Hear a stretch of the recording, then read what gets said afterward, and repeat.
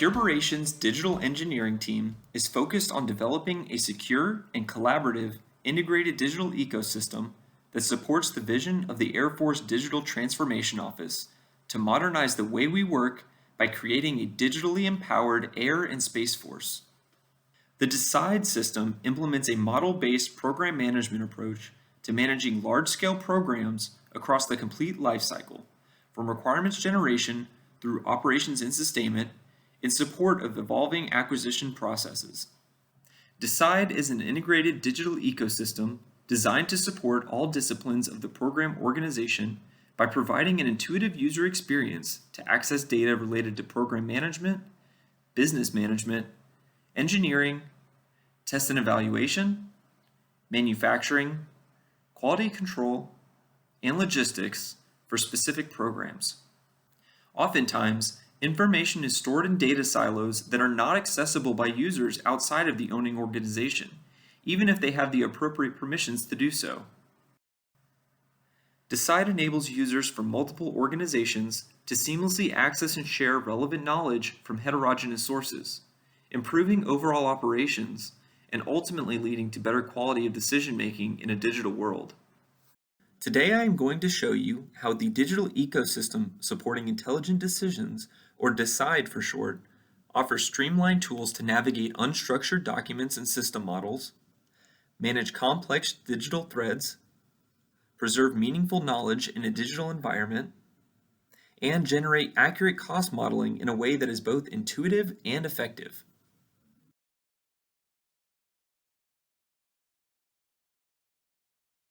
I'm a C-130J project manager that is working on the Tactical Data Link system.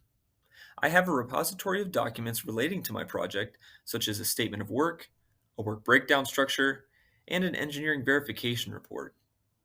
Today I want to look at my EVR, but instead of opening it as a flat PDF in an application such as Adobe Acrobat Reader, I'm going to take a look at it through DECIDE, where I can get a lot more use out of it. I'll start by logging in as a C-130J user, and I immediately find myself on the product search page. This page shows products that DECIDE has found in my remote repository. I'm looking for my engineering verification report, so I can start by typing it in here, and there it is. I'll go ahead and select it, and I am now in the Knowledge Manager, the page of DECIDE where users are able to access, manage, and share knowledge. On the right-hand side of the screen, the source document is displayed. This PDF is an example of an unstructured document. This means that while there are standards and best practices for formatting, labeling, and indentation, at the end of the day, the document is just comprised of pages with text. DECIDE is able to analyze these sorts of documents and create a best guess as to what the document structure looks like. The left-hand side of the screen displays this structure and is called the document metamodel. When DECIDE recognizes a meaningful piece of information within a section, it will create a support element, indicated by an icon next to the section name. These support elements can come in the form of images, tables, audio files, videos, 3D models and animations, and text notes, just to name a few.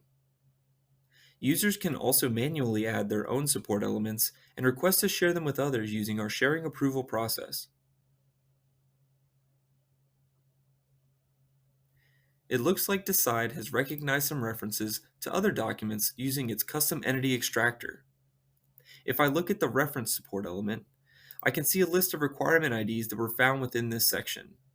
If I expand this requirement, I can see other documents where it is also mentioned, such as the system specification. I can even view these other documents side by side with my current one,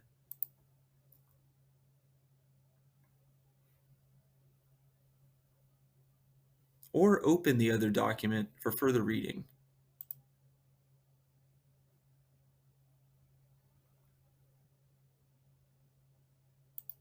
I want to see other documents related to the EVR that aren't necessarily linked by something as specific as a requirement ID. When DECIDE is introduced to a new document, it executes content analysis on it, performing natural language processing to find generalized concepts contained in the document. We can see the results of DECIDE's analysis in Similarity Engine by clicking on Find Similar. Here we can see a listing of similar documents to section 3.3. If I am curious as to why the document is similar to my section, I can click on the score and get a more thorough breakdown of the content contained in each. Here I can see the concepts covered in each document, as well as the scoring of the concept. If I find a document I want to explore further, I can click on it to open it in its own instance of the Knowledge Manager.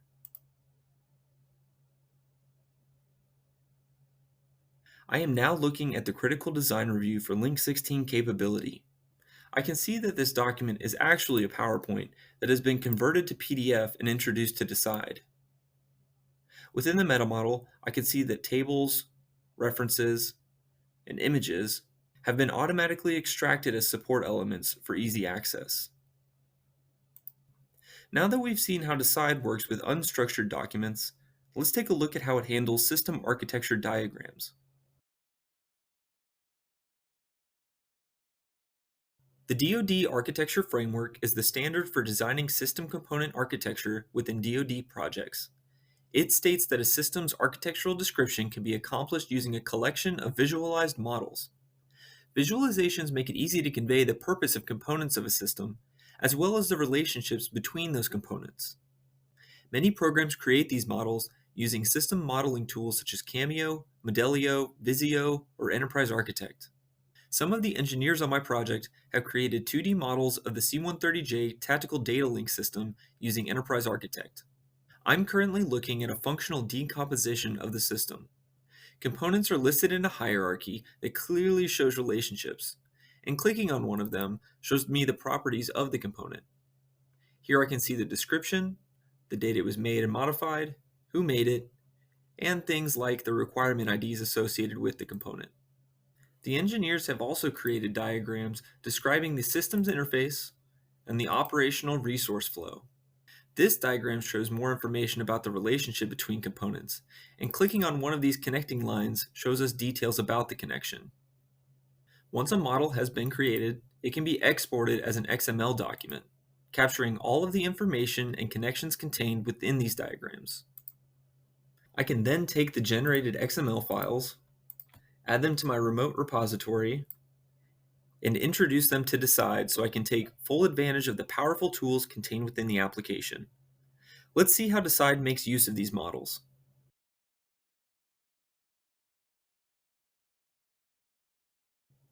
Now that I have added my XML files to my remote repository and introduced them to Decide, I can view the models within my application. While this view might look a little bit different than what I saw in my modeling software, the information contained within the model is the same. I can still click on a component and see all the information about it, to include the author, description, and requirements. Additionally, I can change the way the diagram is laid out by clicking on any of the layout options you see at the top.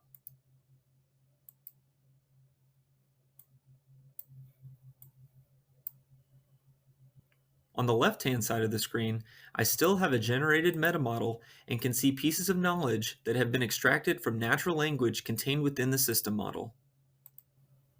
I can also still perform a search for similar documents to this component. Decide has also drawn automatic connections between this model and the other two that I uploaded. I can view these by selecting on Reference, the connected requirement ID, and then viewing the other models within context of the one I'm on right now. If I want to view this other model in more detail, I can open a new Knowledge Manager to do so. Maybe there is another model or document in Decide that is related to a component or section, and I want to manually create a link between the two. Here I have my project's work breakdown structure. I want to link the SMDP section within my WBS to my SMDP component within my functional decomposition model. To do that, I can select Manage Knowledge, Add, and Create Manual Link. This screen allows us to create references between documents and models by selecting a From and To item. I want to make a link to the functional decomposition model, so I'll select it from the dropdown.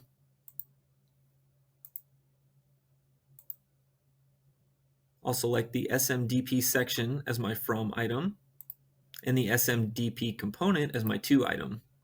I'll give it a title, and I'll save the link. Once the line turns solid, I know that the connection has been made. I can now go back to my meta model view and see the connection. Now, anytime someone visits this section of the WBS, they have an immediate connection to the functional decomposition model.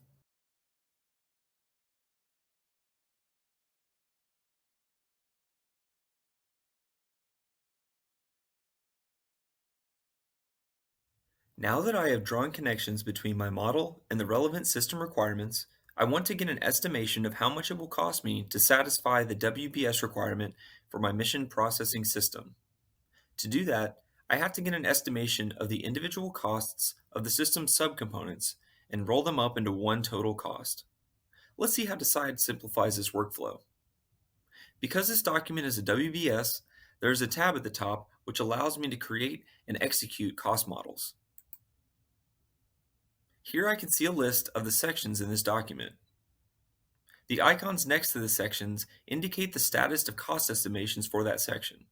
If I look for the SMDP section, I'll see that it does not yet have a cost model associated with it, and neither do the other subcomponents of the mission processing system. I'll go ahead and start those now.